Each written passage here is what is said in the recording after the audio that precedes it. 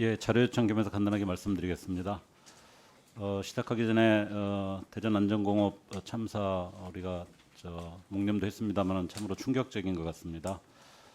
이번 사고가 여러모로 2024년 6월에 있었던 아리셀 화재 참사를 떠올리게 하는데요. 위험 물질을 다루는 제조업 공장에서 그 직원들이 제대로 피하지 못한 채로 참변을 당했다는 점에서 상당히 유사하게 보여집니다.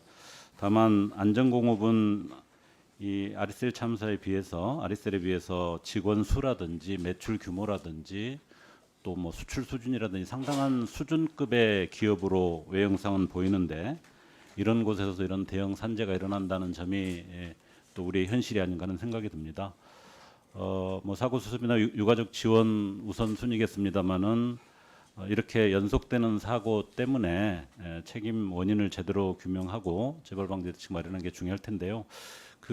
지금 뭐 한참 정부에서도 그 작업을 하시겠습니다만은 국회 차원에서도 이 부분에 대한 좀 면밀한 상황 점검이 좀 필요할 것 같은데 저희가 3월 23일 날 자료 요청을 좀 했었습니다. 아마 좀 준비가 계속 중일 것 같은데 좀 자료가 부족해서 사고 전반을 파악하는 데 좀 어려움이 있어서 장관님께서 이 자료를 좀 각별히 챙겨서 다시 한번 오후 중으로 제출해 주셨으면 좋겠는데요. 좀 말씀을 드리겠습니다. 대표이사 안전보건관리 책임자 지정서 및 임명 내역, 그다음에 두 번째로 복층 증축 샌드위치 패널 금속 나트륨 등 위험 요인 점검표 최근 3년치, 그다음에 세 번째로 스프링클러 화재 경보기 유지보수 로그, 네 번째 소방 안전 점검 기록 및 시정 명령 이행 내역, 다섯 번째 노재 환경 시설 개선 요구에 대한 사측의 조치 및 이행 사항, 여섯 번째 직원의 자체 진화로 소방관서에 신고하지 않았던 화재 이력, 일곱 번째 지방고용노동청에서 고위험 사업장으로 선정한 이력 여부, 이런 자료를 충실하게 좀 제공해 주시기 부탁드리겠습니다. 이상입니다. 네, 알겠습니다. 예, 장관님, 대전 자동차 부품 공장 화재 참사 관련해서 여러 의원님들 질의 있었습니다만은 기본적으로 위험이 굉장히 누적돼 있다는 상황하고 또 그 위험 상황이 발생했을 때 긴급 대피라든지 이런 부분들이 어려워진 내부 구조의 문제 두 가지가 크게 지적이 되는 것 같습니다. 어쨌든 사고가 굉장히 반복되고 있는 상황에서 이 두 가지 문제가 계속 반복적으로 확인되고 있는데 우선 내부 구조 문제와 관련해서 좀 질문을 드리고 싶은데요.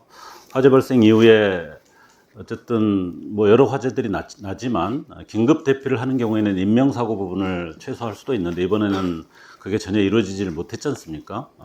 이 원인이 가장 핵심적으로 무엇이라고 보십니까? 어떻게들 지금 판단하고 있습니까? 이번 사고의 또 다른 특징이라고 하는 것은 점심시간에 발화가 되었고 그러다 보니까 점심시간 휴게를 취하고 있던 분들이 참사를 겪었습니다. 네. 그 산업 현장에서는 사실은 뭐 산업 구조물 설치물 이런 부분들이 여러 가지로 있고 그런 것들도 다 규정이 있겠습니다만은 설비 설치나 공간 활용 등 이유로 구조 변경들이 상당히 많이 진행되고 있는데 이런 부분에 대해서 당연히 점검이나 감독 체계가 있을 겁니다. 그런데도 불구하고 이 위험 요소가 사전에 제대로 차단되지 못했는데 기본적으로 그 점검 또 감독 체계 자체 책임은 어디에 있습니까? 말씀드리기 좀 어렵습니다만 화재 관련해서 소방당국에서 일단 하고 저희들이 만약에 휴게 공간도 사실은 증축 이런 부분보다는 휴게 공간이 면적이 맞는지 거기에 온습도가 맞는지 아니면 거기에 경보도 인지할 수 있는지 이런 여부이지. 그래서 저희들이 협업을 잘하는 게 중요하다고 생각합니다. 그럼 노동부에서는 이와 관련해서는 어떤 책임과 역할을 맡게 됩니까? 화재와 관련해서는 인화물질이 많은 것인지 아니면 작업 공정 속에서 불티가 발생할 수 있는지 이런 여부에 대해서는 또 아까 말했듯이 나트륨이라든지 라듐 같이 특수한 물질을 적용했을 때 그런 것들에 대한 규제는 하고 있습니다. 물론 저 소방청에서 이 부분에 관한 화재 자체에 관한 여러 가지 검사나 뭐 감독 이런 것들은 있겠습니다만은 산업 현장과 연관돼서 특히 산업 안전 문제에 연관해서 소방청이 이 문제에 대한 정확한 인식과 역할을 제대로 하고 있는지, 그 부분과 관련해서 노동부하고는 어떤 식의 협업 체계나 역할 분담이 있는지 이 부분은 지금 현 단계 어떻게 논의가 진행되고 있습니까? 일단 소방청에서 여러 가지 문제가 제기되면 저희들에게 이제 통보하게 되어 있고 저희들이 그 통보 받은 것으로 가서 들어가게 되어 있는데요. 이번에도 불법 증축 문제가 이제 계속 문제가 되었을 때 봤을 때 뭐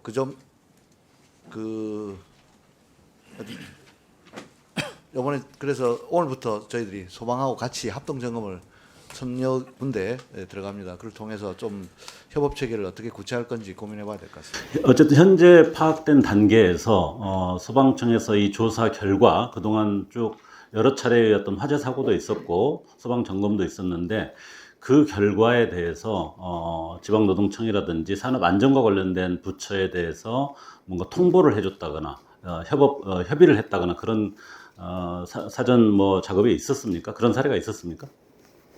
현재까지 제가 보고받지는 못했는데 다만 노동부가 해야 될 일을 생각해 본다면 통보 여부와 무관하게 아까 현장을 교육 훈련이 내실 있게 안전 교육이 내실 있게 진행되어 가지고 대피 훈련이라든지 일회 상황 발생했을 때 행동 요령이라든지 이런 것들이 실제로 이루어졌는지 좀 면밀하게 보겠습니다. 예, 앞에서 존경하는 이용 의원님도 지적하셨습니다만은 각각의 정부 기관들이 각자 역할들을 함에도 불구하고 이 문제가 통합적으로 점검되고 또 협업 구조 속에서 제대로 이렇게 문제가 해결되는 방향으로 가지 못하고 각각의 역할에서만 그냥 단순 반복을 하는 문제가 불러온 참사라는 생각도 듭니다. 이 점에 관해서는 실제로 어떻게 작동이 되었는지를 정확하게 점검하고 개선 대책을 꼭 마련해야 된다는 생각을 하고요.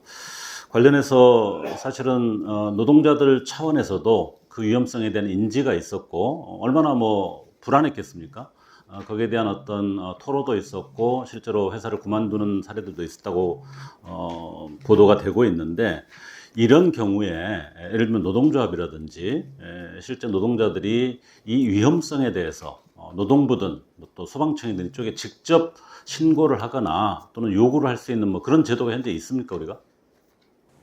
직접 신고 위험상을 신고.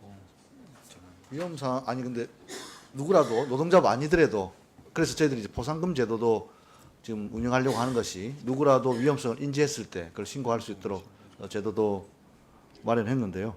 역시 관련해서 노동조합이라든지 회사원들이 우리 지방노동청이나 노동부의 산업안전부처에다가 그런 거를 요청하거나 신고한 사례가 있었습니까?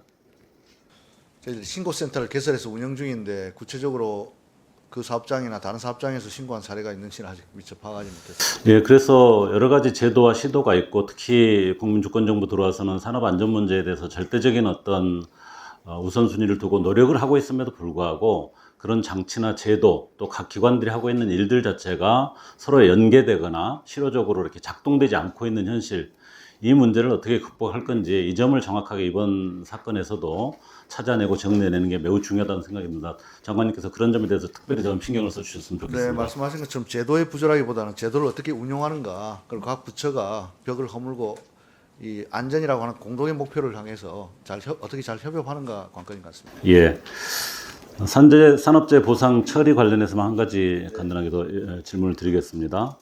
사실 노동자에게 산재 신청은 그 자체로 상당히 하나의 투쟁이라고도 할 수 있겠습니다. 산재 인정까지 빠르면 수개월도 있습니다만은 수년을 기다리는 경우도 있고 그 사이에 치료비나 생계비 부담이 이게 어려워서 제대로 치료도 못 받고 굉장히 고통을 받는 경우가 있는데 이 신속한 산재 보상을 위해서 처리 기간 단축을 좀 핵심적으로 해야 되는데 지금까지 그런 문제가 잘 진전되지 않고 있다는 지적이 많습니다. 가장 큰 원인을 뭐로 보고 계시고 어떻게 개선하실 생각이십니까? 그동안에 이제 산재 처리 기간이 긴 원인은 여러 가지 역학조사라든지 특별 건강 진단이라든지 이런 것들에 소요되는 시간들이 많았는데요. 저희 정부 들어서서 이 기간을 그동안 규범적으로 축적된 곳에 대해서는 확실하게 단축하기 위해서 저희들이 진행하고 있습니다. 그래서 예, 산재 판정이 나오기 전에 사실은 기다리는 동안 노동자들이 굉장히 어려움을 겪는 문제가 있는데 해외에서는 산재 판정 이전에도 치료비나 소득을 좀 미리 보전해 주는 경우도 있다고 합니다. 호주 같은 경우가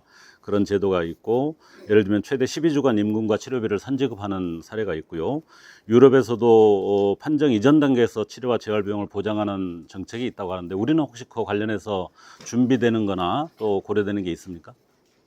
네, 말씀하신 대로 국정과제로 저희들이 있고, 이게 상병수당이 만약에 도입되어 있다면 선지급이 훨씬 더 원활할 것입니다. 혹시 만약에 산재로 인정 안 되면 건강보험에서 지불하면 되고, 산재로 인정되면 산재보험 처리를 하면 되는데, 저희들은 이 상병수당이 아직 도입이 안 돼 있어가지고 선지급하는 문제가 공백으로 남아 있는데요. 국정과제로 추진하겠습니다. 이 문제에 대한 진전을 꼭 이뤄주시기 부탁드리겠습니다. 그렇게 하겠습니다. 네.